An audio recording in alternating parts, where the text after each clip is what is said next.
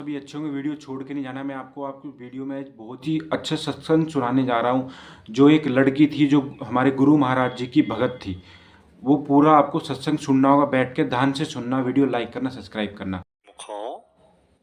एक गुरमुख लड़की जिसका श्री गुरु महाराज जी में अटूट विश्वास था। सिखों के घर की लड़की, इसका नाम जपने का नित्य नियम है, दरबार जाने का नित्य नियम है। दिन भर सुरती श्री गुरु महाराज जी में जुड़ी रहती है। इसकी शादी ऐसे घर में हुई जो पीरों को मानते हैं। अब जो श्री गुरु महाराज जी करते हैं तो वे सोच समझ कर करते हैं। हमारी समझ में ना आए ये और बात है। यह ऐतिहासिक घटना है। लड़की का नाम इतिहास में आया है, बेबी संती।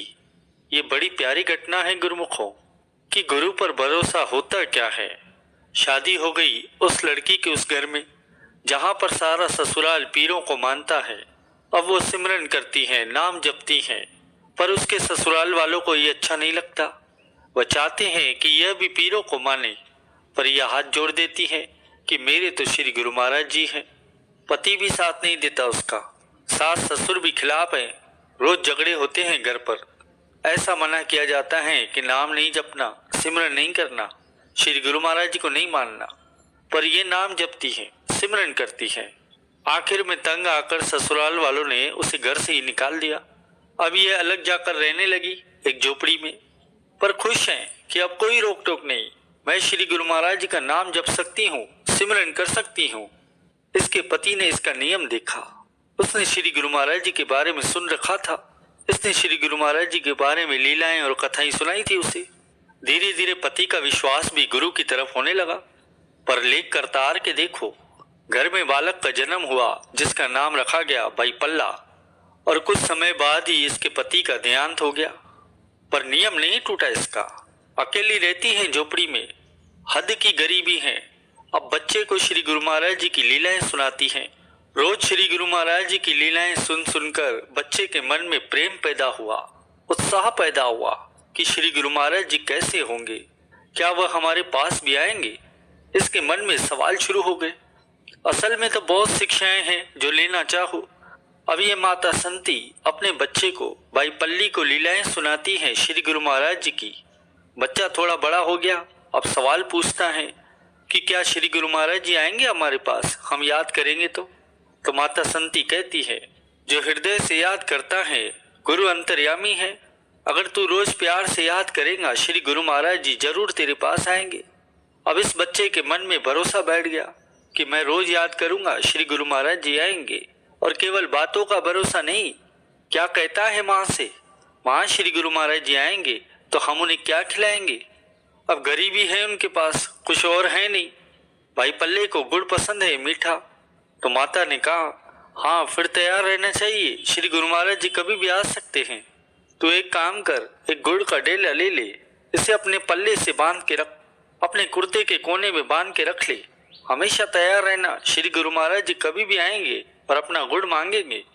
और ये भाई पल्ला, छोटा बालक, गुड़ को अपनी कुर्ते के साथ बांध के रखता है हमेशा, और याद करते रहता है कि श्री गुरु महाराज जी कभी भी आ सकते हैं। पुकार पहुंची श्री गुरु महाराज जी के चरणों में। संतों के साथ वहां पहुंच गए जहां भाई पल्ला बैठा है। इस सारे गांव में गुरुमुखों इतिहास में लिखा है, केवल एक ही परिवार था, एक माता और बेटा, जो श्री गुरु महाराज जी को मानते थे। बाकी सब पीरों को मानते थे। कोई इनकी मदद नहीं करता था क्योंकि ये पीरों को नहीं मानते। भाई पल्ले ने जब देखा श्री गुरु महाराज जी आए हैं, यह तो कांपने लग गया। समझ में ना आए, हैरान हो गया। माथा टेका, फिर कांपते हाथों से वह गुड़ खोलने की कोशिश कर रहा है, पर गुड़ खुल नहीं रहा। और खुद श्री गुरु महाराज जी उसके पास आए।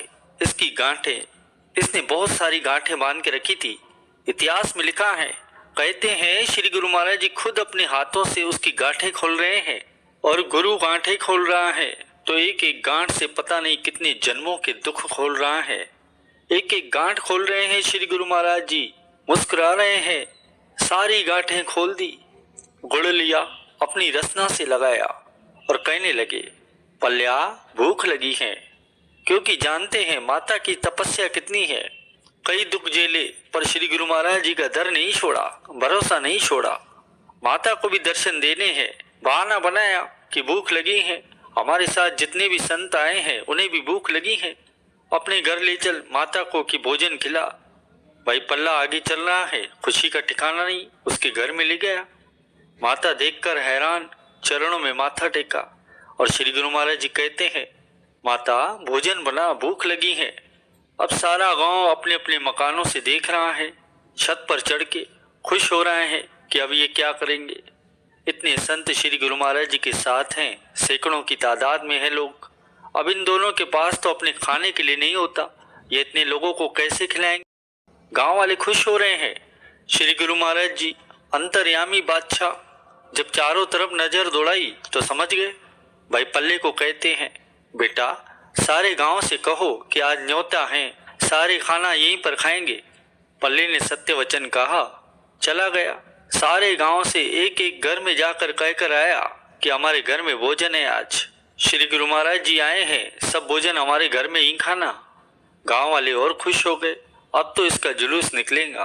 पहले ही संतों को खिलाने के लिए नहीं है, अब गांव वालों को भी बुला रहे हैं, क्योंकि इनकी हालत पता है कि माता और बेटे के पास अपने खाने के लिए भी, दिन में एक बार खाने के लिए भी मुश्किल से होता है। अब जिसे भरोसा हो श्री गुरु महाराज जी का, जिसे सचमुच का भरोसा हो श्री गुरु महाराज जी का, उसे किस बात का डर। श्री गुरु महाराज जी ने भाई पल्ले को 2 रुमाल दिए, कहने लगे, माता से कहना एक आटे के ऊपर डाल देना जितना भी आटा है घर में, और एक दाल के ऊपर बनाने के बाद डाल देना।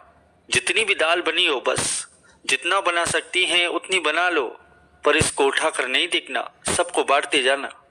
जिसे एक का भरोसा है उसके कारज कभी खराब नहीं हो सकते। अब सारी पंगतें सज गई। भाई पल्ला दाल बांट रहा है, रोटी बांट रहा है। सारे संतों ने खा लिया, सारे लोगों ने खा लिया, पर तोड़ न आई।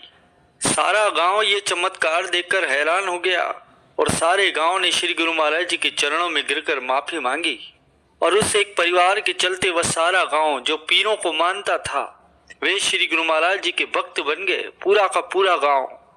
उस एक परिवार के सदके अब श्री गुरु महाराज जी की रहमत ही कहेंगे ना, कि एक अपने भक्त को गांव में भेज दिया, ऐसे घर में भेज दिया जो टूटा है गुरु से, और उस भक्त के सदके सारे गांव को श्री गुरु महाराज जी के चरणों से जोड़ दिया। प्रेमियों, एक होता है कोई एक आम आदमी कह दे, और एक होता है महापुरुष कहे। आम आदमी और महापुरुष में फर्क होता है। महापुरुषों ने कमाई की बंदूक बनाई होती है, महापुरुषों ने नाम की कमाई करके रसना की बंदूक बनाई होती है। जब वचन उनकी रसना से निकलता है तो बंदूक की गोली का असर करता है। आगे फरमाते हैं कि जो भी अपने सदगुरु द्वारा दिया हुआ नाम जपेगा उसके घर में कोई दुख रह नहीं सकता। नाम के जाप को दृढ़ कीजिए, कम से कम 2 घंटे नाम का जाप जरूर कीजिए, कम से कम कीजिए। घर तो क्या आपके पूरे परिवार में कोई दुख नहीं आएगा। एक दिन ऐसा बन जाएगा कि आप दूसरों के दुखों को दूर करने वाले बन जाएंगे। सर्व रोग का औषध नाम। वीडियो लाइक करना, सब्सक्राइब करना।